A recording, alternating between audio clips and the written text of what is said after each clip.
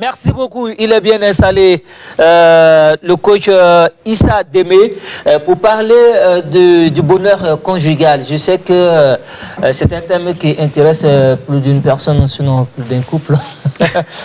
Voilà, pour avoir un couple épanoui et une relation équilibrée, la relation se travaille jour après jour. Ce n'est pas Issa qui me dira le contraire. Comment tu vas, mon frère? Très bien.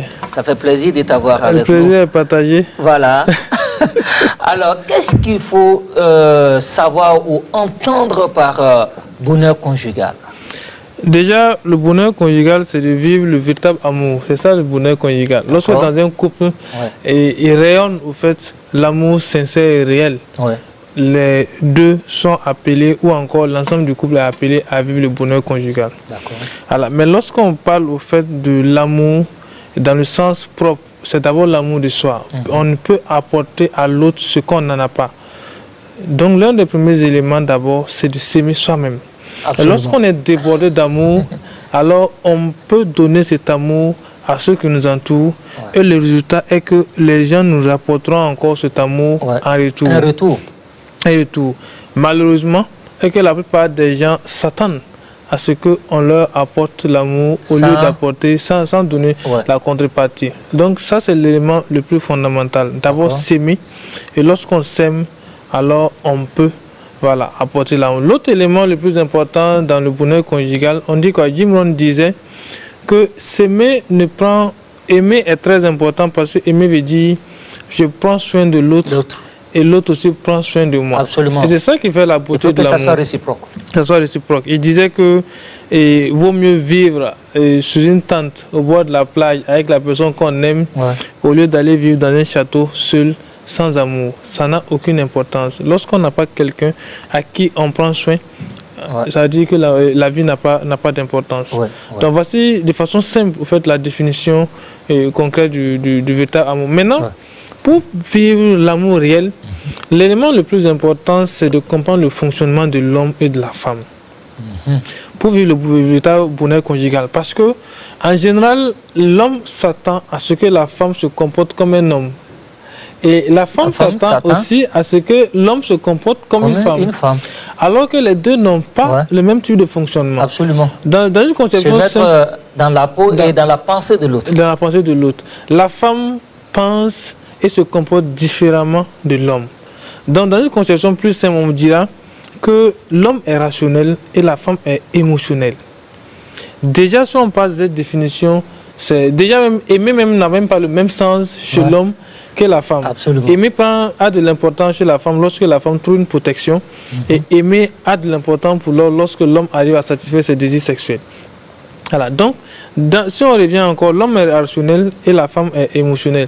Mais l'autre élément aussi, c'est quoi? C'est que la femme est multitâche et l'homme est unitâche. C'est ça. Donc, souvent, on va reprocher à l'homme de ne pas pouvoir faire telle ou telle chose. Non, ce n'est pas de sa faute. Lorsqu'il est focus sur une seule chose, il est focus sur ça. Lorsque l'homme s'assoit pour regarder la télé, il ne regarde que la télé. Absolument. Alors que la femme est à mesure de préparer, regarder la télé, s'occuper de l'enfant, faire tous ces trucs-là, en train de causer avec d'autres personnes en même temps.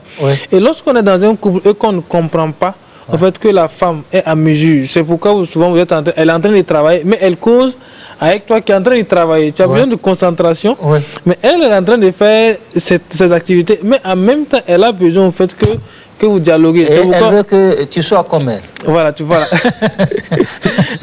C'est pourquoi on va dire que la femme est dialogue et compassion, et l'homme est action. Tu vois, la femme a besoin de dialogue. Lorsque vous, dans le véritable, pour vivre le bonheur conjugal, il faut tout le temps être à côté de la femme. C'est ça. Et dialoguer avec la femme, avoir le temps. Avoir le temps. Voilà. L'homme a besoin d'action, des gestes, des faits réels. Voilà. Donc, voici un certain nombre d'éléments que lorsque le couple arrive à comprendre ces éléments-là, ça permet au fait de pouvoir asseoir ce qu'on appelle le bonheur conjugal. Déjà, à travers cette définition, je comprends tout de suite déjà qu'un couple fondé sur du faux ne peut pas atteindre le bonheur conjugal. Ça, au moins, c'est clair. Maintenant, pour atteindre le bonheur conjugal, il faut l'apport de tout un chacun. Alors, quel est le rôle de l'homme et de la femme pour atteindre le bonheur conjugal? L'homme ou la femme, ou les deux? Ou les deux. Dans tous les cas, les deux ont un rôle fondamental. Puisque quand on dit d'abord bonheur conjugal, on suppose que vous êtes en couple. Et lorsqu'on est en couple, l'homme a besoin de quelque chose et la femme aussi a besoin de quelque chose. C'est ça. Est-ce que vous voyez? Donc, la femme, en fait, comme on le dit, la femme a besoin de respect. La femme a besoin d'attention. Et la femme a besoin en fait, d'un certain nombre de choses. L'homme aussi a besoin d'encouragement. L'homme a besoin de confiance. Et l'homme a besoin en fait, d'empathie, tout ce qui s'ensuit. Donc, ça veut dire que la femme doit essayer de comprendre le fonctionnement de l'homme et lui apporter quelque chose. Puis lorsqu'on se marie, c'est qu'on a besoin, on dit que personne ne peut à seul aller à quelque part. Mais l'élément le plus important est que aucun couple n'a de l'avenir si l'autre souffre. Oui, absolument. Alors, aucun couple n'a de l'avenir si l'une des personnes ne se sent pas ou se force pas apporter le bonheur à l'autre. Ça doit être naturel. Très naturel. Très naturel. Et l'élément le plus important, c'est le dialogue. C'est ça. Comme je dis, si l'autre n'arrive pas à être comme je veux, ça se résout à travers le dialogue. Les gens souvent refusent de communiquer et veulent que l'autre détecte ce qu'elle veut. C'est-à-dire, l'homme veut que la femme détecte ce qu'il veut et la femme veut que l'homme détecte. Non, à un certain moment, il faut vous asseoir et essayer d'échanger. C'est pourquoi on dit qu'il y a des moments où vous devez être seul, où vous devez aller dans des restaurants, où vous devez marcher au bord de l'eau ou quelque chose comme ça, en train et vous parlez. Vous dites les choses, j'aime ça, j'aime ça, j'aime ça. Le couple ne doit pas être défini par ce que je n'aime pas. Souvent aussi, on peut mal interpréter le comportement de l'autre sans comprendre pourquoi. Sans comprendre pourquoi. En fait. Il a réagi. Du moment où nous venons tous d'une éducation différente, nous avons tous des histoires différentes, des milieux et nous avons des passés assez différents. Et cela m'amène au fait à ressurgir sur la question en fait des désirs, des passés. Les couples souffrent aujourd'hui parce qu'ils n'ont pas pu résoudre en fait, certaines déceptions de leur jeunesse. Et ça, c'est un élément assez important. Chacun, avant de se marier, a peut-être rencontré une, deux, trois ou plusieurs personnes. Et ça, c'est très grave. C'est très grave. Qui ont laissé des séquelles qui peuvent à la fois être à la fois positives, des séquelles positives ou négatives. Maintenant, si la personne avec qui on est n'a pas pu au fait résoudre ce problème-là, ce sont des choses, on dit le subconscient est très important. Le subconscient enregistre tout. C'est son rôle. Tout ce qui se passe, lui, il est permanemment en enregistrement. Mais l'autre élément aussi, c'est qu'il refoule. Le subconscient refoule certains désirs. Mais le problème est qu'il ne nous demande pas quand est-ce qu'il faut refouler. C'est au moment même où on ne s'entend pas que le subconscient commence à refouler. Raison pour laquelle, d'ailleurs, il ne faut jamais comparer deux relations. Merci. Voilà, on dit que l'homme, l'erreur, cette phrase-là est très importante. Les gens pensent qu'on n'aime qu'une seule fois. C'est archi fou. On aime plusieurs fois, mais deux types d'amour ne se ressemblent jamais. Absolument. Ça veut dire que chaque amour vient avec une expérience différente de l'autre. Donc, on peut aimer plusieurs fois. Mais pourquoi les gens n'arrivent pas à aimer? C'est parce qu'ils sont attachés à une relation passée. C'est-à-dire au souvenir d'une relation passée. On n'arrive pas à l'oublier. On n'arrive pas à l'oublier. Et ce qui est plus grave, c'est qu'on a tendance à vouloir que l'autre, à amener l'autre à être comme seul de la relation passée. Et faire mieux. Et faire mieux. Et ça, c'est dangereux. Très dangereux. Donc, ce qui amène toxique.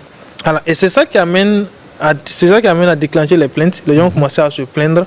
Et à force de se plaindre, on va transmettre l'autre à une personne qu'on ne souhaite pas. Et en fin de compte, on dira que tous les hommes sont comme ça ou toutes les femmes sont comme ça. Alors que ce n'est pas vrai. C'est parce que tout simplement, nous n'avons pas pu résoudre au fait les séquelles passées. Alors, et tant qu'on ne résout pas ça, ce sera difficile de vivre ce qu'on appelle le bonheur conjugal. Les gens ne savent pas qu'on ne fonctionne pas de la même manière. Non. On ne fonctionne pas de la même manière. On ne fonctionne pas de la même manière dû à l'éducation que nous avons reçue. C'est ça. Voilà, dû aussi aux histoires que nous avons vécues. Parce que autant que moi j'ai eu des séquelles par le passé, autant l'autre aussi a eu des séquelles par le passé. Parce que chacun de nous vient avec une histoire. La raison pour laquelle on dit à un certain moment, il faut raconter tout. Parce qu'on dit une histoire qu'on ne raconte pas, on est appelé à la revivre. Absolument. Lorsque on ne prend pas le soin de raconter une histoire, il y a des gens qui vont dire que je n'ai pas envie de parler de mon passé. Lorsque vous n'avez pas envie de parler de votre passé, advient que pour là, vous allez revivre ce passé-là, puisque vous n'avez pas encore accepté et digéré ce passé. Mais il faut savoir en parler. Il faut savoir en parler. Mais lorsque vous l'acceptez, vous voyez que lorsque vous acceptez votre passé, vous parlez de ce passé avec enthousiasme. Bien sûr. Est-ce que vous voyez? Parce que on dit quoi? Lorsque vous faites le deuil de votre passé, alors ça devient une histoire que vous racontez. Et c'est très bien. Et ça devient enthousiaste, vous dites, vous racontez juste pour...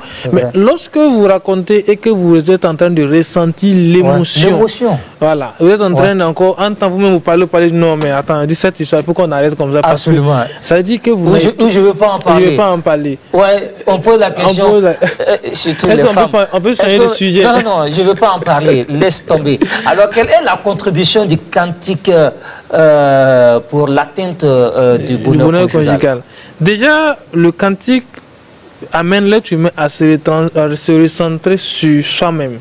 Est-ce que vous voyez? On dit que l'amour avec attachement, aimer en s'attachant n'est pas aimer. L'amour suppose la liberté. Lorsque vous vous attachez tellement à l'autre, ce n'est plus de l'amour. Lorsque la personne n'arrive plus à respirer, ce n'est plus de l'amour. Il y a un qui disait une fois, lui il a dit à sa femme, tu es adulte, tu t'occupes de toi, je m'occupe de moi. Ça dit quoi? Qu'à un certain moment, il faut ça. La raison pour laquelle on dit, peut-être que prochainement on pourra revenir là-dessus, on va vous dire que dans le bonheur conjugal, il y a 3 éléments assez fondamentaux. Il y a le je, le tu et le nous. Je. D'abord, il y a le je qui se symbolise l'égoïsme. Moi. Le tu qui suppose la générosité, c'est-à-dire se soucier de l'autre. Et le nous qui nous amène à aller au-delà du tu et du je pour s'occuper de ce qu'on crée en communauté, qui va soit de notre projet, des enfants et de tout. Et c'est à un certain moment, c'est le nous alors qui retient l'amour en place. Je préfère le nous. Voilà. Notre. Voilà. Donc, ça, c'est un élément. Donc, le cantique nous dit qu'il faut d'abord s'aimer. On dit lorsqu'on s'aime, lorsqu'on n'attend pas l'amour de l'autre. On dit la plupart des gens souffrent parce qu'ils attendent l'amour des gens qui n'en ont pas. Et beaucoup même. Voilà. Parce que souvent, on passe le temps à vouloir de l'amour auprès des gens qui n'en ont pas. Ça veut dire qu'ils sont des récalcitrants, des guerres. Ça veut dire qu'ils n'ont rien. Leur cœur là est calciné. Absolument. Et envers cette personne, vous demandez de l'amour. Non. On dit cessez de demander de l'amour et commencez à vous aimer. Lorsque vous aimez, alors vous allez créer un idéal. Et en créant l'idéal, vous allez émettre des signaux et vous allez commencer alors à attirer des gens qui s'aiment. D'abord. Et lorsque 2 personnes qui s'aiment mutuellement se rencontrent, ils vont aussi s'aimer. C'est le bonheur total. C'est le bonheur qu'on est parce que personne ne se plaindra du manque d'amour envers l'autre. Mais lorsque vous rencontrez des gens qui manquent d'affection, surtout les gens qui souffrent là, c'est lorsqu'on tombe sur quelqu'un qui n'a pas eu d'affection dès l'enfance, la personne au fait veut que vous remplacez, vous voulez combler cette affection là. Souvent vous demandez à la personne, moi j'ai rencontré des couples où on dit, le monsieur demande à la femme, qu'est-ce que tu veux que je t'apporte? Elle dit, je ne sais pas, mais je sais que ce que tu m'apportes n'est pas suffisant. Mais le gars dit, dis ce que tu veux pour que je t'apporte cela. Mais elle dit, elle ne sait pas, mais tout ce qu'elle sait, qu'elle n'est pas heureuse. C'est ça. Donc il y a un problème. Donc, ça veut dire que la personne même ne sait pas. Raison pour laquelle il faut éviter de dire je t'aime plus que tu. Voilà, moi je te donne plus que tu. Voilà, tu me donnes. Non. Et ça, c'est pas intéressant. Chacun donne en fonction de ce qu'il a. Surtout. Voilà. Donc, si l'autre n'arrive pas à donner au-delà, voilà, c'est que c'est ce qu'il n'a pas. Il n'en a pas. Absolument. Donc, arrêtons de souvent demander trop. Chacun donne dans la mesure du possible. Merci beaucoup. Merci. Comme on le dit, le bonheur n'est pas d'avoir ce que l'on désire, mais d'aimer ce que l'on a. Voilà. Dans tous les cas, il y a une passée citation de Yen Asomwe qui dit que l'amour, le vrai, ne s'use ni dans sa potentialité ni dans sa durée. C'est la seule force qui résiste au temps et fait vivre en écart les obstacles, quels qu'ils soient. L'amour, c'est simplement la vie. Magnifique conclusion. Merci, coach Issa Deme.